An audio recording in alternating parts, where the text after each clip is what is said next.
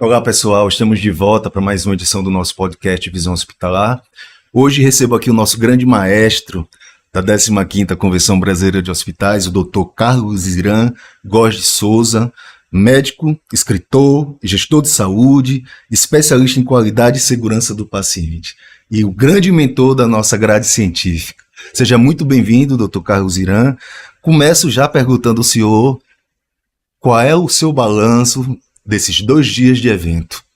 O balanço é muito positivo, viu? Mas primeiro eu quero agradecer a revista Visão Hospitalar, né, por essa oportunidade de mais uma vez estar aqui conversando com vocês. O balanço foi muito positivo, né? Ele está sendo muito positivo, né? Vamos ainda ter mais 2 sessões. Mas muito mais do que um sucesso de público que foi, né? Está sendo, há uma questão das oportunidades que surgiram, né? Então, sucesso pelo público, pelo número de pessoas, pelo número de oportunidades e também pelo sequencial de temas, né, que provocaram reflexões e muita gente está saindo da convenção com uma outra linha de pensamento, né, porque foi uma convenção que marcou pelos temas informativos, ou seja, teve uma aura de informação extra que contribui para uma reflexão na melhoria contínua dos cuidados de saúde. Então, eu acho que valeu muito a pena. Foi uma convenção muito bonita, a abertura, será agora o fechamento, e que deixou todo mundo com um astral muito bom, uma vibe muito positiva, sabe? Foram mais de 40 horas de conteúdo, Isso. 3 salas de debate simultâneo, 3 salas. Palestrantes de 6 países diferentes, de diferentes continentes. Fala pra gente, qual foi o maior desafio para montar uma grade tão preciosa como essa? Então, o primeiro momento na construção é se perguntar o que se quer atingir, não é? E no fundo, o que pensamos em atingir foi justamente aquelas lacunas da gestão hospitalar que estão pairando, ou seja, o que é exatamente inovar em saúde, né? E não só pensando em ferramentas, instrumentos de inovação, né, novas tecnologias, mas, sobretudo, o como e o porquê inovar, né? Então, isso ficou muito, muito marcante nas exposições, né, do eixo inovação, né? E o eixo inovação gerou a concepção do outro eixo, que é a sustentabilidade, porque não basta inovar, não basta melhorar, se não for através de políticas sustentáveis, se não for através de projetos sustentáveis, né? Melhorar é preciso, porém, sustentar, manter a melhoria também é preciso, né? Então, foi um pouco essa linha, quando nós pensamos em inovação, em sustentabilidade e a qualificação, que seria o outro eixo, muito mais voltados justamente para as ferramentas que hoje o mundo disponibiliza para que, enfim, as instituições melhorem, né? E veio também muito a calhar, porque o projeto Qualifica FPH, ele tem tem no seu bojo, na sua construção, exatamente esses 3 pilares: qualificação, inovação e sustentabilidade. Ele coloca isso na frente da instituição, né, para que a instituição comece a pensar nessas linhas e possa, enfim, aprimorar as suas práticas. O tema central da convenção foi a jornada da rede hospitalar brasileira pela qualificação. Isso. O senhor é brasileiro, mas já está há muitos anos erradicado na Europa, é especialista em acreditação. O senhor participou de uma mesa internacional que discutiu justamente a acreditação. Qual a importância hoje em dia da acreditação? A acreditação, primeiro, é um instrumento fundamental hoje. Eu digo fundamental porque ainda não surgiu nada que possa substituir esse impulso para a qualidade, né? A acreditação ela tem digamos, uma participação fundamental nos projetos de qualidade das instituições de saúde. Ela não é a melhoria, ela provoca a melhoria. Ela tem uns fatores provocadores da melhoria, ou seja, estimulando as pessoas, os gestores a pensar mais em políticas sustentáveis, estimulando os profissionais a pensarem em procedimentos mais sustentáveis, né? E a população a pensar na maior confiabilidade junto às instituições, né? O que a acreditação promove não é só uma mudança de comportamento profissional, não é só um aprimoramento, por exemplo, no controle de documentos, né? Não é só isso, não é só a melhoria de procedimentos, mas é também a confiabilidade que ela promove junto a quem usa, né? Então, é preciso pensar que todo esse movimento interno dentro de uma instituição de saúde, ele leve à confiabilidade interna de quem trabalha, de quem presta o serviço, e a confiabilidade externa de quem usa o serviço. Eu imagino que a acreditação é muito mais do que a aplicação de métodos e processos. A gente precisa treinar pessoas, as pessoas precisam incorporar a cultura. Qual seria o maior desafio, doutor Carlos? Seria implementar processos ou convencer o fator humano de que aquele é o caminho? Exatamente. Eu acho que o maior desafio é convencer o fator humano que aquele é o caminho, né? As pessoas, o mundo atual é muito rápido, não é? É muito rápido. As pessoas estão ansiosas, sobretudo. Elas ansiosas e com uma vontade imensa de que tudo se resolva rápido, não é?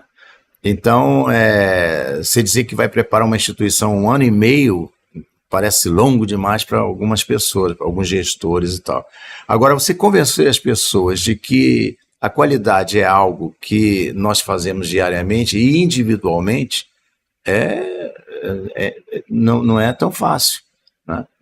E, no entanto, é tão simples ao mesmo tempo. Inclusive, vocês trouxeram um case de sucesso para cá, do Rio de Janeiro, não foi? O Rio de Janeiro. Eu soube que você esteve lá, conheceu o hospital, não foi? O hospital público. O hospital público, que foi o primeiro hospital municipal acreditado, no Rio de Janeiro. Nesse contexto que estou lhe falando, quer dizer, foi uma mudança cultural, né? A coisa ela é visceral. Você não pode falar em qualidade, ok, vamos aqui implantar um programa de qualidade. Não é assim. Nós temos que pensar em qualidade individualmente. Assim como os erros são individuais, que quem erra tem nome e endereço, né? Quem acerta tem nome e endereço. A qualidade também. Não há uma pessoa que eu digo, quer dizer, claro que existe isso, mas que não se olha no espelho diariamente, entendeu? E ao se olhar no espelho, você está fazendo uma avaliação de qualidade de vida. Você está tentando mostrar que a sua versão daquele dia é uma versão melhor de ontem e que pode ser uma versão boa para amanhã, porque diariamente se olha para se melhorar o aspecto físico e melhorar o aspecto interior, mental. Você se sentir bem, se vestir bem, sabe?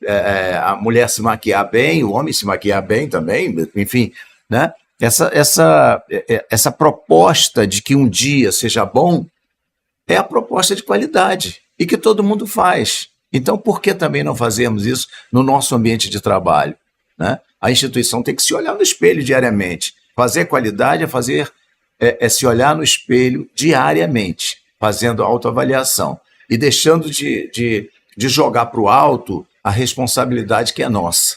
Ou seja, às vezes, quão seguro é o hospital que eu trabalho? ou esse hospital não é seguro. Mas faça a primeira pergunta de quão seguro é o que eu faço, né? Será que eu estou fazendo bem, né? Será que eu estou me olhando no espelho diariamente bem como profissional? Uma coisa que me chamou a atenção nessa edição é a variedade de temas que vocês trouxeram. E são temas que não são usualmente tratados em eventos de saúde.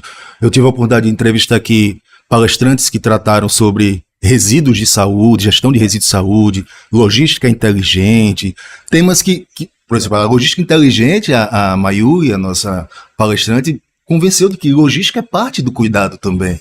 Não tem como mais separar uma coisa da outra. Conversamos também aqui com o presidente da Sobracan, Sociedade Brasileira de Cirurgia Ambulatorial. Ele mostrou como o Brasil está bem atrasado em relação às cirurgias ambulatoriais, que trazem benefícios fantásticos, como a diminuição da concorrência no centro cirúrgico dos hospitais de alta complexidade, a rápida recuperação do paciente, o que impede que ele possa contrair algum tipo de infecção, a diminuição dos gastos da unidade, né? Então, são temas bem variados e eu tenho certeza que encheu a bagagem de conhecimento dos congressistas. Muito, muito. Porque quando você fala em sustentabilidade, a gente tem que ver qual é o segmento que nós estamos pensando em sustentabilizar, né? Se é o cuidado bem feito, a prática, a cultura precisa ser sustentável também. Da mesma maneira que vamos pensar no outro segmento financeiro, tem que ter sustentabilidade financeira. Mas, modo geral, o hospital, ele atinge tudo isso. Ele atinge a economia local, municipal, nacional, inclusive, atinge a questão da prática em saúde mal feita, porque gera a insatisfação e a desconfiança da população, né? E atinge o meio ambiente. Então, quando falamos em resíduos hospitalares, está se pensando em sustentabilidade do planeta, não é nem daquele hospital, né? Porque tem que se pensar, o hospital produz um lixo contaminado que precisa ser tratado, né? Por exemplo, a água que sai de um hospital no esgoto, água de tratamento, de diálise, enfim, isso tudo precisa ser tratado de alguma maneira. É preciso se olhar o hospital como um gerador de resíduos tóxicos, né? E que tem que ser impedido de cair no meio ambiente e contaminar. Quer dizer, esses assuntos foram colocados dentro de um conceito de sustentabilidade do planeta, sustentabilidade dos negócios, né? Sustentabilidade de um sistema como um todo. A gente teve a oportunidade, na quarta-feira, realizar algumas atividades pré-congresso com as visitas técnicas a 4 hospitais que são referências aqui em Florianópolis. Queria que o senhor fizesse uma avaliação dessas visitas, por que elas foram importantes e o que vocês conseguiram extrair de cada um desses hospitais visitados. Eu diria que se fosse possível, 1.200 pessoas fizessem essas visitas, né? E nós fomos com uma amostragem, acho que no máximo 15, não me lembro que essas pessoas, mas eu achei espetacular no sentido de que nós vimos 2 hospitais privados, sendo que um com um perfil filantrópico, e 2 hospitais públicos, um municipal e um estadual.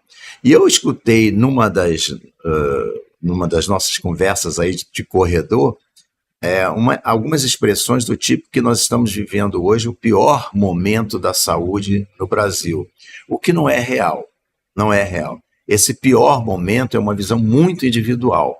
Quando a gente olha as iniciativas que nós vimos aqui, a gente não pode generalizar, sabe? Porque nós vimos 2 iniciativas públicas que são louváveis. Uma do município, super desafiadora, super inovadora, sabe? Um olhar distante daquela coisa do setor público ineficiente. Com a ala psiquiátrica lá do CAPS, fantástico. Não há. E a conexão, não é? Você vê a coisa da violência doméstica, sim, a delegacia que você automaticamente associa à saúde, porque você está associando a saúde física e mental, né, da mulher agredida. Então, eu achei espetacular essas iniciativas públicas, tanto a estadual, né, com o hospital infantil, né? Quanto à municipal, eu tiro o chapéu. E digo mais, tive a oportunidade, nessa minha vinda ao Brasil, visitar Goiânia, Brasília, Maceió, não é? E aqui Florianópolis e Rio de Janeiro, e eu saio com uma ótima, volto, né, com uma ótima impressão do que eu vi. Eu vi em Maricá, no estado do Rio de Janeiro, também iniciativas brilhantes. Um hospital que eu visitei há 6 anos atrás e que eu fiquei assustado com aquilo. E o hospital é outro hospital, transformado, com uma gestão de vanguarda, sabe? Pensando em acreditação, porque acham que a acreditação é uma ferramenta importante para a melhoria contínua deles. Então, nós estamos falando aqui de um Brasil que talvez não apareça muito de modo geral, mas está aí, está existindo, está acontecendo, está cuidando de gente, entendeu? Ainda não chegou ao ideal, e Felipe, eu te digo com toda sinceridade, não existe ideal no mundo inteiro. Eu conheço muito bem os sistemas de saúde e vou lhe dizer, não existe ideal no mundo inteiro. Todos têm suas mazelas, todos têm seus problemas e muitos deles têm problemas piores do que o Brasil. Eu acredito. Piores que o Brasil. Doutor Irã, olhando toda essa programação, é inegável que essa foi a maior convenção brasileira já realizada. Os números, a participação e, sobretudo, a grade científica. Eu acho que elevou, subiu o tarrafo. Uhum. O senhor se sente orgulhoso? Qual a sua sensação terminando agora o evento? O que é que você está sentindo? Eu me sinto como alguém que colaborou, que contribuiu para um projeto magnífico. Então, é sempre bom a gente ver o resultado, né?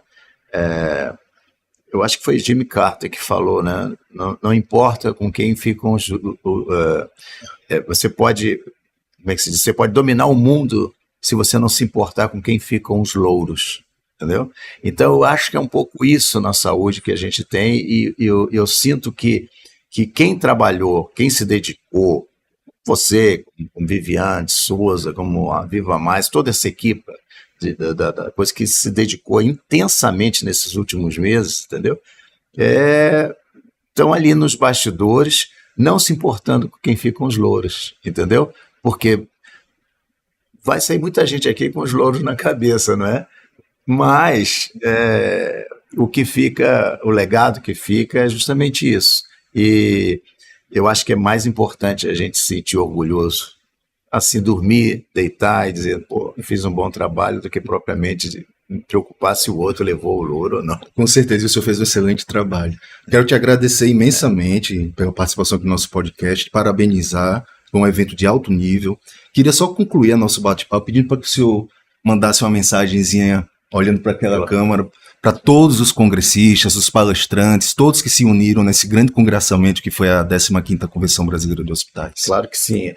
Eu digo assim, com todo o coração, de quem veio, né, e viu a vitória de perto, né, porque é um trabalho árduo, porque é um trabalho também de convencimento, um trabalho de conquista de confiança.